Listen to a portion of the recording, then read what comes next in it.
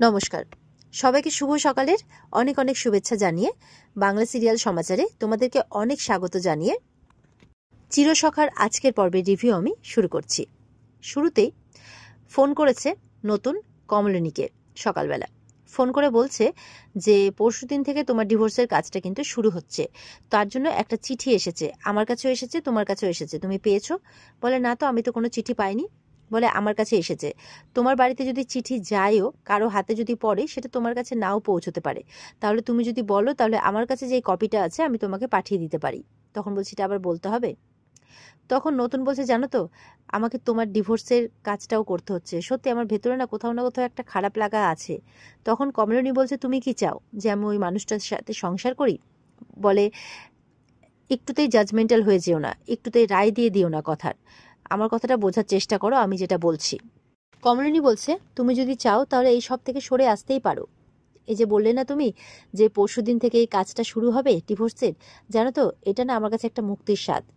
তখন নতুন বলছে তুমি ভালো করেই জানো যে কোনো ব্যাপারে কিন্তু আমি রায় দিয়ে থাকি, তোমার ব্যাপারেও কিন্তু, আর এই ব্যাপারে কিন্তু আমি আমার কথাই শুনি। তখন কমলিনীকে বলছে তুমি কিন্তু এই ব্যাপারটা থেকে পিছিয়ে যেও না।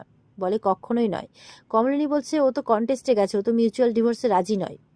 তখন নতুন বলছে আমি জানি তোমাকে লড়তে হবে। বলে হ্যাঁ, আমি আমার লড়াই থেকে কখনোই পিছিয়ে যাব না, আর তাছাড়া এই সমস্ত কিছুর জন্য যা খরচপাতি সব তো কাকাবাবুই করছেন। নতুন বলছে হ্যাঁ, এই একটা জায়গায় আমি ওনাকে ছেড়ে দিয়েছি। তাও কেন সেটা তুমি খুব ভালো করেই জানো। মৃণালী বলছে কি আর করব বলো, আমার তো আর নিজের টাকা নেই, তাই আমাকে এরোর কাছে হাত পাততেই হয়। তখন নতুন বলছে কমলিনী তোমার অনেক টাকা আছে, তুমি একদিন সেই টাকা থেকেই তোমার কাকাবাবুকে শোধ দিয়ে দিও। তখন বলছে আমার টাকা? বলে কেন, আমার যা আছে সবই তো তোমার, আমি তো এটাই মনে করি আজ অব্দি। কমলিনী বলছে হ্যাঁ, এই বলেই তো তুমি এতদিন পর্যন্ত দিয়ে গেছো আর আমিও নিয়ে গেছি। তখন বলছে যে আমি তো এটাই মনে করি যে যা কিছু আমার আছে সব কিছুই তোমার, আর এর একটা পাকাপাকি ব্যবস্থা আমি খুব তাড়াতাড়ি করে দিয়ে যাব। আমার তো বয়স হচ্ছে, অন্ততপক্ষে এই ব্যবস্থাটা আমি করে দিয়ে যেতে চাই। কখন আছি কখন নেই। কমলিনী বলছে তুমি কি আমাকে এই বাজে কথাগুলো বলার জন্য সকালবেলাতে ফোন করেছো? বলে বাজে কথা নয়, একদম বাস্তব। নতুন বলছে আমার যা কিছু আছে আমি কি সঙ্গে করে নিয়ে যাব? সবকিছু তো তোমারই থাকবে। নতুন বলছে আমার যা কিছু আছে, আমার ভাঙা চোরা ভালো মন্দ যা কিছু, সব যদি তুমি গ্রহণ করো আমি ধন্য হব। কমলিনী বলছে শোনো, এই সকাল সকাল তোমার বাজে কথাগুলো শুনে আমি তোমাকে ধন্য করতে পারলাম না, আর যেদিন এই বাজে কথাগুলো বলবে মনে করবে সেদিন আমাকে ফোনই করবে না। কমলিনী বলছে এসব কথা আমাকে বলো না। নতুন বলছে দেখো, কাউকে না কাউকে তো আগে যেতেই হবে, হয় তোমাকে নয় আমাকে। যে আগে যাবে সে বেঁচে গেল, আর যে থেকে যাবে সে এই সমস্ত কিছু থেকে সঙ্গে লড়াই করেই যাবে। কমলিনী বলছে এখন ওসব কথা থাক, এমনিতেই আমি অনেক মেন্টাল চাপে আছি। বলে কেন? বলছে এদিকে তো সোহিনী আর ওর মেয়ে কোথাও একটা চলে গেছে, মনে হচ্ছে ওরা আলাদা কোথাও থাকার ব্যবস্থা করছে। মাও তো নিজের গয়না বন্ধক দিয়ে বেশ অনেক কটাই টাকা তাদের হাতে তুলে দিল। আমার মনে হয় সেই সব নিয়ে অন্য কোথাও সেটেল হওয়ার প্ল্যান করছে। কারণ সেরকম যদি হয় তাহলে তো আমরা আর কেসটা জিততে পারবো না, কিছু প্রমাণ করতে পারবো না। তার কারণ হচ্ছে লিভিং পার্টনারকে তো আর বউ বলা যায় না। তখন নতুন বলছে সে যা খুশি তাই করুক, দেখে লাভ নেই। 20টা বছর চন্দ্র তোমার সাথে থাকেনি, চলে গেছে। এই 20টা বছরে না অনেক কিছু বদলে যায়। তো নতুন বলছে জজ সাহেব ঠিক বুঝবেন। তখন বলছে জানো তো এই সমস্ত কিছু থেকে বেরোলে না আমি একবারে মানসিকভাবে শান্তি পাবো, মনে হচ্ছে যেন আমার গলা অবধি পাকে ডুবে গেছে।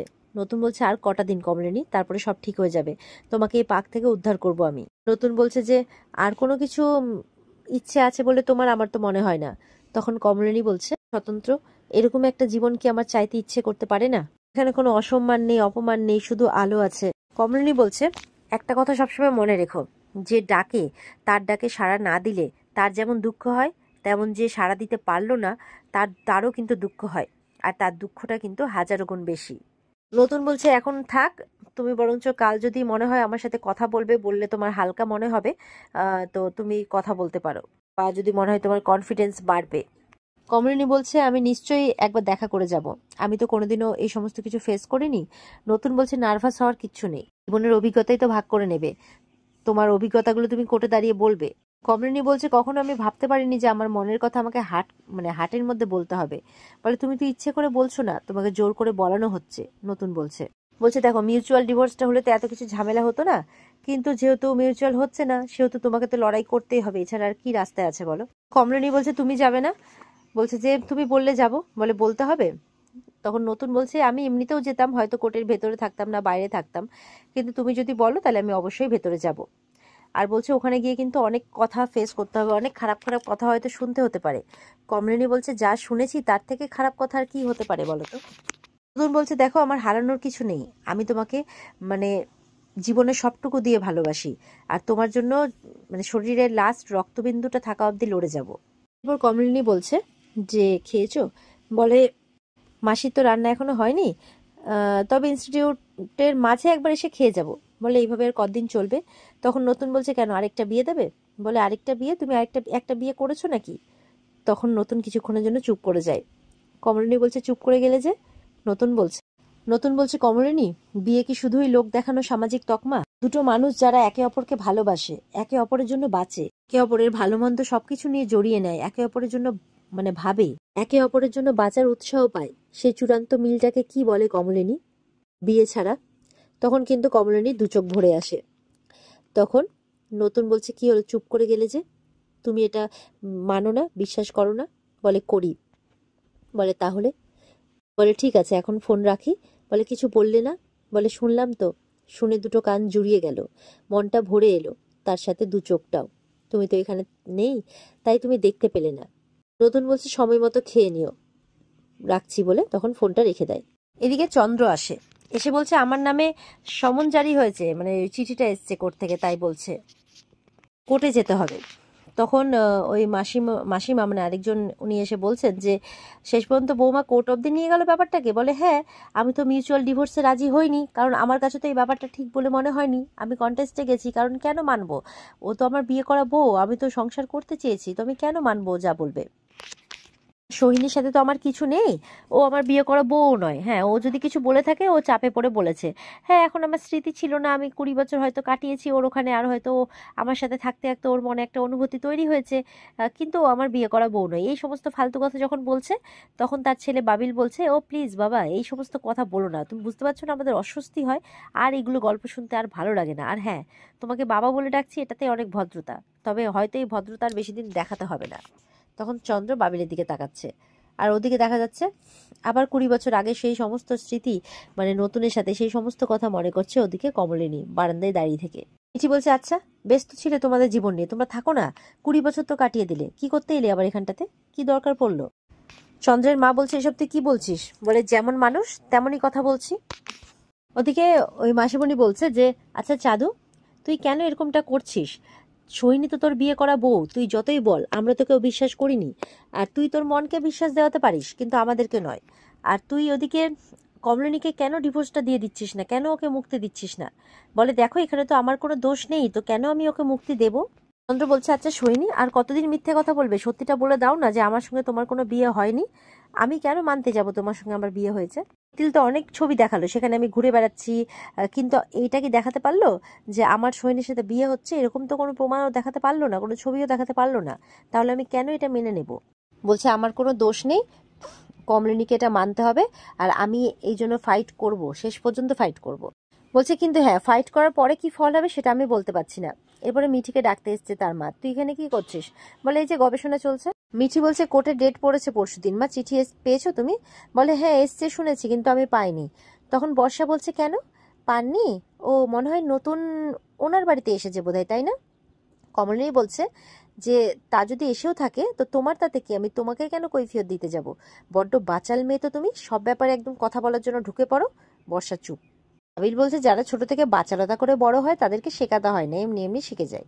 ছাড়ো না, সব ব্যাপারে কথা বলতে হবে না, ছেড়ে দাও, বাদ দাও। বলে হ্যাঁ, কিন্তু এই অধিকার ওকে কে দিয়েছে সব ব্যাপারে কথা বলার? কমলিনী বলছে। চিৎকার করে বলছে কমলিনী, তুমি তোমার অধিকারের সীমা বোঝো না? সবসময় অধিকারের বাইরে গিয়ে কথা বলো কেন? কে তুমি? আমি তো তোমার সঙ্গে সমস্ত সম্পর্কই অস্বীকার করেছি, তবুও আমার সঙ্গে সেদে সেদে কথা বলতে আসো কেন? আমি তো সেটাই বুঝতে পারি না। তখন মিঠি বলছে তোমাকে ইরিটেট করবে বলে, বুঝতে পারছো না? বর্ষা বলছে দেখেছেন তো বাবা, একটা সাধারণ কথা বললাম তাতেই।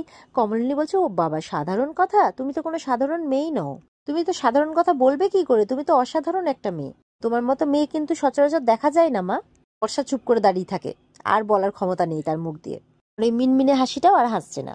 কমলিনী শাশুড়ি বলছে তাহলে এই ব্যাপারটাকে তুমি কোর্ট অবধি নিয়ে গেলে? হ্যাঁ হ্যাঁ মা, কোর্টে নিয়ে গেলাম, কমসে কম আপনার ছেলের মতো আরেকটা বিয়ে করে এনে আরেকটা বউকে তো ঘরে এনে রাখলাম না।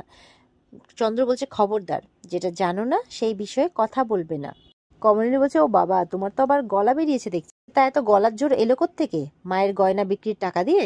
চন্দ্রের মা বলছে সে আমি যদি বলেও থাকি তাতে মানে আমি যদি দিয়েও থাকি গয়না, তাতে তোমার কি?